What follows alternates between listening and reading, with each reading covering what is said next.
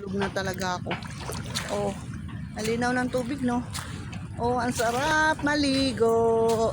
Sana one time magiging ano to, magiging beach. Boracay Beach ng Manila. Oh, diba? Sarap-sarap maligo, no?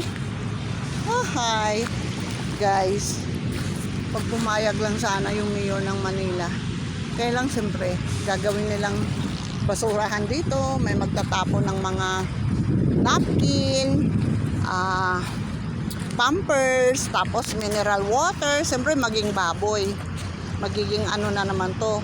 So far kasi, pinagbabawalan ng mga guard doon ang mga pagkain, tapos mineral water, bawal talaga sila pumasok. So, pag may aqua plus ka, pwede kang pumasok na walang dalang mga ano, kasi siyempre iniiwasan nila yung dumi, magdudumi ang inaalagaan nilang Little Boracay ng Manila.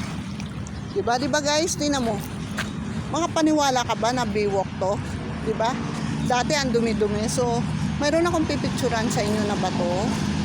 Yan, mamaya. Before and after yun, ginawa nilang before and after. Diba, did you believe na ito na ngayon? Kagandahan. So, sana sa mamamayan natin, nananawagan din kami na wag naman sila magtapon ng dumi. Lalo-lalo na dito sa dagat. Diba? Kasi, nililinis nga nila to eh. Nagbabayad sila ng tao na maglilinis dito sa part na yun. Tapos dudumihan lang nila, 'di ba? For self-interest. Halimbawa, yung mga bata nakakain ng chichirya, iwanan lang nila yung dumi. Iwanan lang nila yung mga plastic, yung mga mineral water or coke. Tapos nila inumin, iwanan lang nila dito. 'Di ba? Kaya tama lang din yun na bawal magdala ng pagkain. O, di ba? O, saan ka pa? Pwede kayo mag-walking dito, mangarap. Kung ano man ang pangarap ninyo, na maging someday, magkaroon kayong 100 anak. Thank you guys. Thank you for watching. Salamat guys sa panonood. Okay lang. Di ba?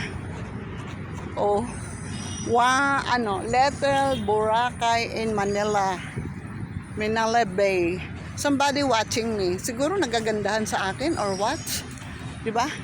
Oh, nakakakit-akit pala. Ang ganda ko. Hello guys. Thank you. Ayan, may bangka.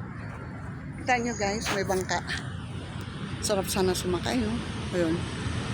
Ayan. Yan, oh. Bilis.